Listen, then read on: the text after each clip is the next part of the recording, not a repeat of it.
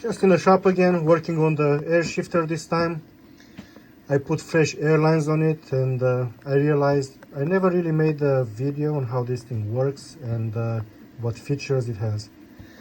I think you guys would like that, so here we go. So what we got is two sets of air cylinders that replace the stock shifter cables. They're mounted pretty much on the stock location on the shifter tower at the front. And at the back, I made the bracket that it's hard to see, but it's simple, it's nothing special there. These are the valves that control the cylinders, and these are position sensors that tell me how much these things are extended. The braided line is the clutch. It comes up to a couple of line lock solenoids, and that's a pressure sensor that tells me how much pressure I got on the clutch. And that's about it under the hood. Inside the car, the shifter pedals are from a Maserati Quattroporte. I bought them off eBay because they look good and they feel good, and I just made an adapter plate and those went in pretty easy.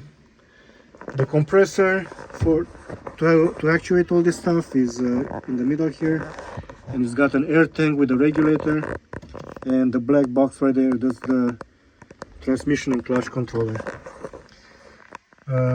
This little screen here, it's where you adjust all the set points, and this thing shows you the actual position from the sensors where the shifter tower is in. This shows you the gear that you pick from the pedals, right? So if I press the clutch and I select a gear, there you go, first or neutral. These are different modes of shifting. For street use, it will do rev matching, so it's not going to be the fastest, but it will be comfortable. It won't jerk you around. In race mode, it will shift as fast as possible using the pedals. This car shifts in about 40 to 60 milliseconds.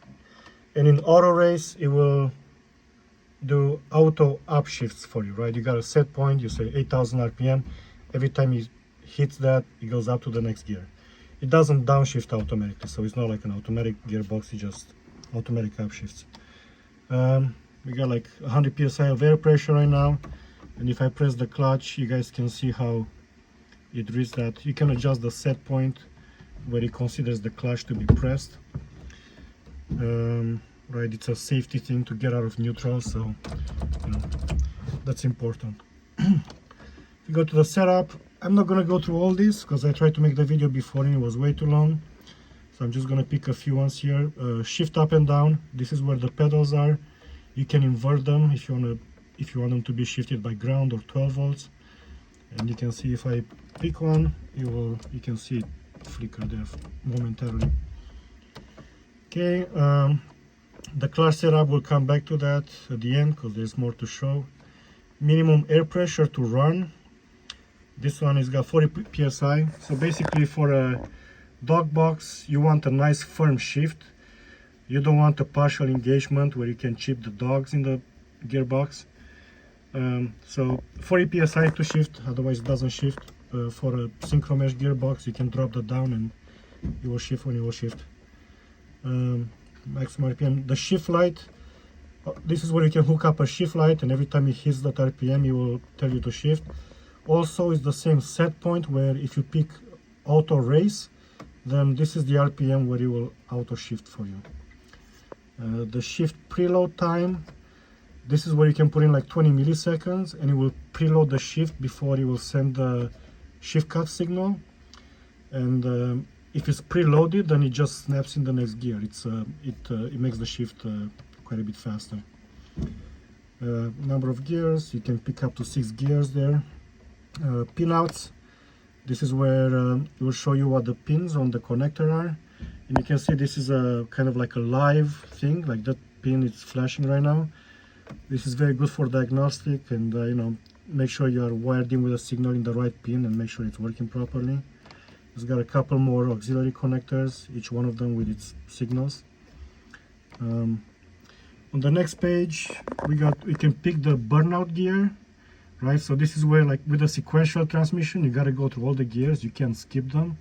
With this one, you can just pick your burnout gear, and what you do, I pull both gears at the same time, both pedals, sorry. I pull both pedals at the same time. It will go to the burnout. I do my burnout. I pull both pedals again, goes back to neutral. I also put a button this year that does the same thing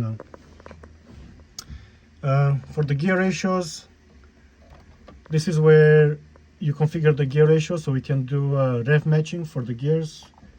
You can adjust each gear separately. You pick one, you can enter it manually, or you can just drive the car in first gear and press auto set. You will learn that ratio automatically. Gear positions, this is where you adjust, it will translate the readings from those sensors into actual positions. So let's say right now we're in neutral.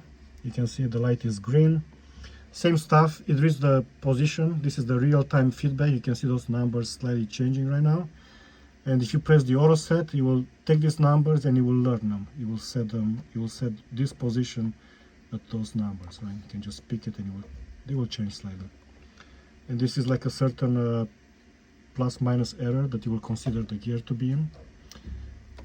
You can do that for all the gears. So let's say if I go to first gear, right now it's not in gear. If I shift it to first, now it's in gear.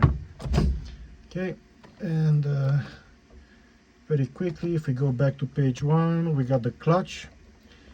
Right, so this has got some set points, but I think I should just show you how it works, and then the set points will make more sense.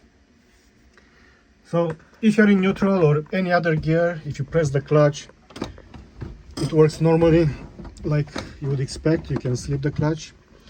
However, if you're in first gear and if I pull the e-brake, now it knows I'm trying to launch the car. So if I press the clutch, it will actually stay down. And then when I release the clutch, the pedal will come out halfway and then it will release slowly after that. So there's the halfway and then it comes up, right? So I'll do it again. I pull the e-brake, press it. When I let go, it comes halfway, holds for a while, and then it comes up. So these are the set points, right? So this is the hold PSI, so you can adjust the pressure you want it to hold and allow the clutch to slip when you take off. And you will hold it for a certain amount of time. You can dial that in, you know. It's usually much shorter than that.